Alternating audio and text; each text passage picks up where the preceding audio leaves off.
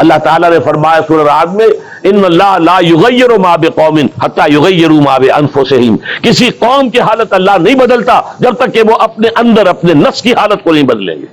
پہلے اندر اپنے آپ کو بدلو، پہلے حلال پر اکتفا کرو، حرام سے اجتناب کرو، گھروں میں شرعی پردہ نافذ کرو، شرعی پردہ، یہ رواجی پردہ نہیں، شرعی پردہ۔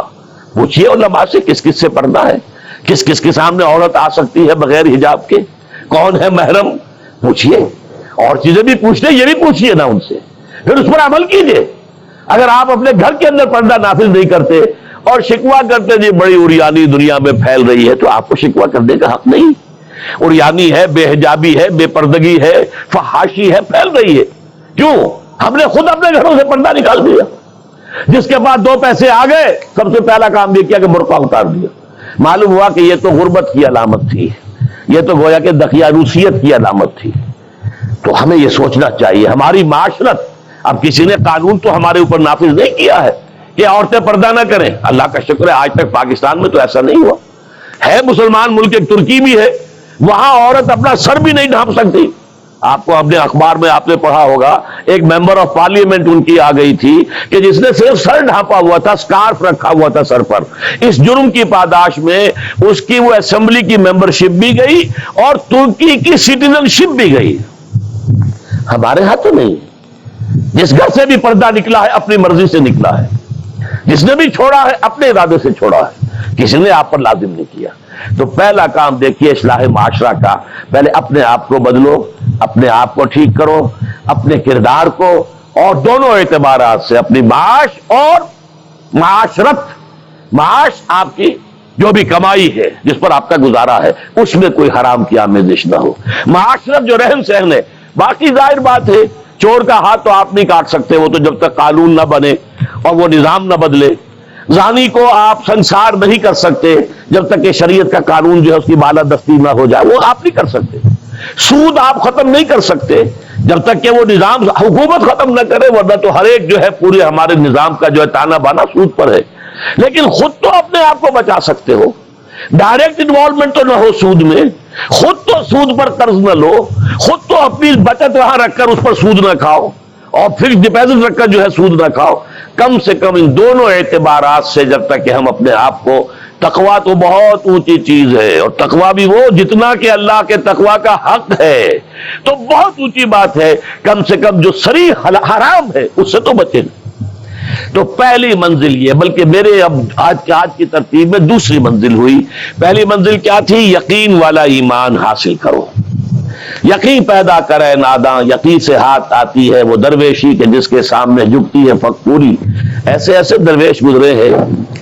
اب یہ خواجہ نظام الدین اولیاء رحمۃ اللہ علیہ دلی میں ایک تخت ہوتا تھا بادشاہ کا، ایک تخت ہوتا تھا ان کا روحانی تاجدار، وہ کون تھے؟ نظام الدین اولیاء رحمۃ اللہ علیہ۔ 6 بادشاہ ان کے زمانے میں بیٹھے تخت دہلی پر، کسی کے پاس حاضری نہیں دی، درویش نہیں جایا کرتے عمرہ کے گھروں میں۔ ایک بادشاہ نے کہا کہ میں آنا چاہتا ہوں، روک دیا، نہیں میرے پاس مت آؤ۔ اس نے کہلوایا میں آ جاؤں گا، آپ کا دربار عام ہے، کھلا ہے، سب آتے، میں بھی آ جاؤں گا، آپ مجھے کیسے روک سکتے ہیں؟ جواباً کہلوایا کہ اگر بادشاہ ایک دروازے سے داخل ہوا تو درویش دوسرے دروازے سے نکل جائے گا۔ جھک رہا ہے کہ نہیں بادشاہ؟ جب آیا تھا بابر یہاں پر حکومت وہ جنگ کرنے کے لیے، پانی پت کی پہلی جنگ ہونے والی تھی سن 1526 میں، پتہ نہیں یہ تاریخ بھی اب لوگوں کو معلوم ہے کہ نہیں، تو وہاں کون تھا؟ ابراہیم لودھی بادشاہ تھا دہلی کا۔ وہ آیا ہے شیخ عبد القدوس گنگوہی رحمۃ اللہ علیہ کے پاس کہ حضور حضرت میرے لیے دعا کیجئے، بڑا وقت سخت آ گیا ہے، بابر فوج لے کر آ گیا ہے۔ ان کا دعا نہیں کی، فرمایا ہٹ جاؤ یہاں سے، ہماری دھوپ چھوڑ دو، دعا نہیں کی۔ وہ آیا ہے ہاتھ جوڑ رہا ہے، دعا کی، دعا نہیں کی، اس لیے کہ ظالم حکمران تھا اور بابر نے شکست دی۔ تو یہ فقیروں کے پاس چل کے بادشاہ کیوں جا رہے ہیں؟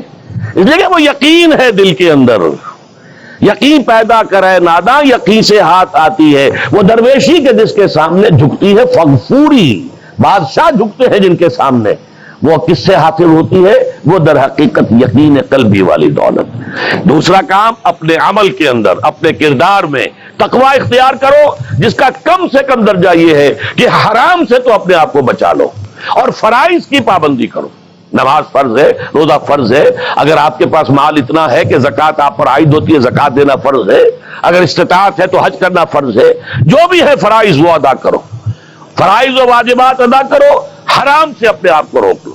یہ دو کام نہیں کرتے تو اگلی آیت کی طرف بڑھنے کا فائدہ ہی نہیں، پھر یہیں پر بات ختم ہو جائے گی، فل سٹاپ ہو جائے گا۔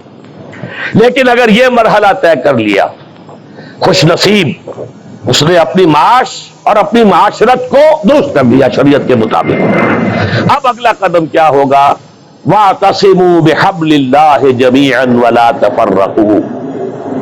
اب چونکہ تمہیں فرد سے آگے بڑھ کر ایک امت بننا ہے، دنیا میں انقلاب برپا کرنے کے لیے، اللہ کے دین کا بول بالا کرنے کے لیے، اللہ کے دین کو غالب کرنے کے لیے تمہیں تو فوج بننا ہے، خدائی فوجدار بننا ہے، لہذا تمہیں جڑنا ہوگا نا۔ تمہیں جوڑنے والی شے کون سی ہوگی؟ میں نے کہا تھا نا، فصیل کی مضبوطی کا دار و مدار دو چیزوں پر ہے، اینٹیں پکی ہو، افراد جو ہیں ان میں تقوی آ گیا، فرما برداری آ گئی، اینٹ پکی ہو گئی دینی اعتبار سے۔ اب ان کو جوڑنے والی شے کیا ہے؟ فرمایا اور سب مل جل کر اللہ کی رسی کو مضبوطی سے تھام لو اور تفرقوں میں مبتلا نہ ہو۔ وَاعْتَصِمُوا بِحَبْلِ اللَّهِ، حبل اللہ اللہ کی رسی، مل جل کر جمیعاً، وَاعْتَصِمُوا بِحَبْلِ اللَّهِ جَمِيعًا وَلَا تَفَرَّقُوا، تفرقے میں مبتلا نہ ہو۔ تفرقہ ہوگا تمہاری قوت ختم ہو جائے گی۔ Divided you fall, United you stand. اگر تم مضبوط ہو اور مجتمع ہو، بنیاد مرصوص ہو، تو تمہیں کوئی شکست نہیں دے سکتا۔ اگر تمہارے دل پھٹے ہوئے ہو، تمہارے اندر رکھنے ہو، تو تمہارے اندر سے غدار نکل آئیں گے۔ جیسے کہ آپ کو معلوم ہے کہ انگریز جو آیا ہے ہندوستان میں، بنگال میں غداری ہوئی، میر جعفر نے غداری کی، اس لیے بنگال میں پلاسی کی جنگ میں فتح ہوئی لارڈ کلائیو کو۔ دکن میں ہمارا آخری تیر جسے کہا اقبال نے، ترکشے مارا خدنگے آخری، ٹیپو سلطان آخری چٹان تھی ہندوستان کے اندر، اور وہ بھی ایک غدار کی وجہ سے۔ جعفر از بنگال و صادق از دکن، ننگے آدم ننگے دی ننگے وطن، تھے کون؟ مسلمان تھے۔ لیکن یہ کہ اگر آپس میں تفرقہ ہے، آپ کے تفرقے کو دشمن استعمال کرے گا، آپ کو آپس میں ٹکرائے گا، ایک کے مقابلے میں دوسری کی مدد کرے گا، کبھی دوسرے کے مقابلے میں آپ کی مدد کرے گا، تاکہ آپس میں ٹکرا کر ختم ہو جاؤ۔ لہذا اتحاد، اب کیونکہ یہاں پہ اتحاد لکھا ہوا ہے تو اسی حوالے سے سمجھیے کہ وَاعْتَصِمُوا بِحَبْلِ اللَّهِ، جو اتفاق کیسے آئے گا؟ اللہ کی رسی کو مضبوطی سے تھامو۔